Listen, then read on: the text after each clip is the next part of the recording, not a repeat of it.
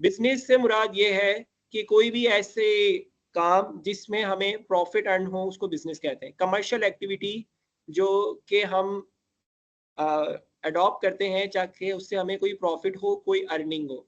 Analytics से क्या मुराद है?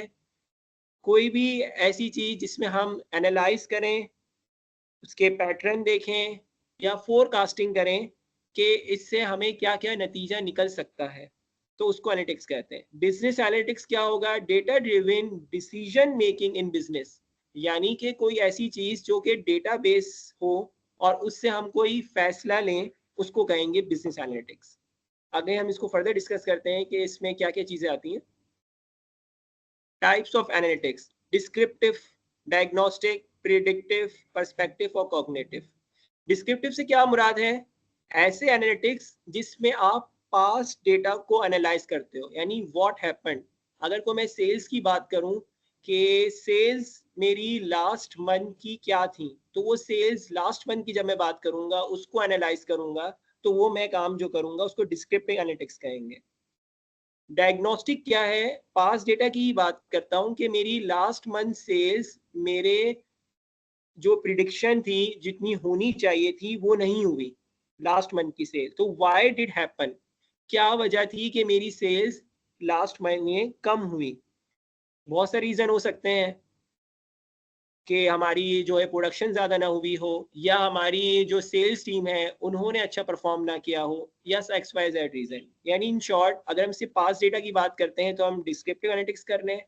पास्ट डेटा पे हम अपनी ब्रेन स्टॉर्मिंग करते हैं कि हमारी अगर कोई सेल्स का डेटा है तो वो सेल्स क्यों नहीं हुई लास्ट मंथ, तो जो डायग्नोस्टिक या जो भी इंसाइट्स हमें मिलेंगी उसको डायग्नोस्टिक कहेंगे। प्रिडिक्टिव क्या चीज़ है? प्रिडिक्टिव से मुराद कि आज हम अपने लास्ट ईयर की ट्रेंड्स का हमारे पास डेटा है, उससे हमने ये एनालाइज किया कि हमारे फॉर एग्जांपल हम जा रहे हैं अभी मुस्लिम कंट्री में, तो रूह अफ़ज़ा की एग्जांपल लेते हैं कि रूह अफ़ज़ा की सेल्स मुहर्रम में और रमज़ान में, ये 2 मंथ्स में ज़्यादा हुई लास्ट ईयर। तो इसका क्या मतलब है कि हम नेक्स्ट ईयर की प्लानिंग करेंगे कि हमें इन 2 मंथ्स में अपने जो रूटीन है, जो रूटीन सेल्स है या प्रोडक्शन जो हम करते हैं, उससे हमें ज़्यादा प्रोडक्शन करनी होगी ताकि हमारे ये जो कैश मंथ्स हैं, रमज़ान हो गया, मुहर्रम हो गया, उसमें हमारी सेल्स ज़्यादा हो। या यूँ समझ लें कि इन 2 महीने में हम पूरे साल की सेल्स कर लें। तो ये प्रिडिक्शन होगी on the basis of previous data. ठीक है, इसको कहेंगे प्रिडिक्टिव। अच्छा, अब ये आ जाती है पर्सपेक्टिव, यानी कि व्हाट शुड बी डन। मुझे एनालाइज ये करना है कि मुझे नेक्स्ट ईयर की सेल्स का प्लान बनाना है, तो मैं कौन कौन से काम करूंगा। फॉर एग्जांपल कि मुझे अगर नेक्स्ट ईयर सेल्स जितनी भी लास्ट ईयर हुई है उससे ज़्यादा करनी है, तो मैं उस हिसाब से अपनी प्लानिंग करूंगा परचेजिंग की। कि मैं अगर मैं सप्लायर से निगोशिएट करूंगा कि मुझे इस मंथ में जो अपकमिंग है मुझे इतने रॉ मटेरियल चाहिए, या जो है मुझे इतना जो है, मुझे जो है ये चीज़ें इस टाइम पे इस शेड्यूल के मुताबिक, जिसको हम कहते हैं शिपमेंट, ये मुझे चाहिए होंगी ताकि मेरी जो सेल्स जो टारगेट मंथ्स हैं रमज़ान और मुहर्रम, उसमें मेरी सेल्स ज़्यादा हो। तो ये बेसिकली मैं क्या कर रहा हूँ, फ्यूचर प्रिडिक्ट करके मैं अपनी प्लानिंग कर रहा हूँ, तो इसको पर्सपेक्टिव कहेंगे।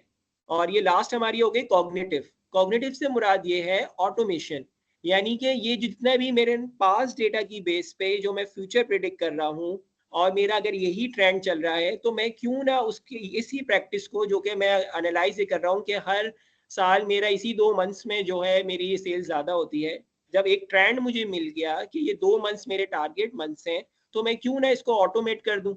यानी कि जो प्लानिंग मैंने अपने इस 2 मंथ्स के लिए की है प्रीवियस प्रैक्टिस की बेस पे, मैं उसकी को ही रख के मैं तमाम चीज़ें ऑटोमेट कर दूं। ऑटोमेट से मुराद क्या है कि इन एडवांस मैं अपने सप्लायर को चला जाए कि यार मुझे जो है ना ये मेरा शेड्यूल होगा पूरे साल का, और ख़ास तौर पे इन 2 मंथ्स में मेरा ये शेड्यूल होगा। तो उस हिसाब से अगर आप पहले से ही प्लान कर लेंगे, तो जो सप्लायर है वो देखेगा कि यार ये मेरा लॉन्ग टर्म सप्लायर है, तो वो आपको प्रेफ़रेंस भी देगा और इस तरह आपको बार-बार वर्किंग नहीं करनी पड़ेगी। तो this is all about cognitive. जी, आप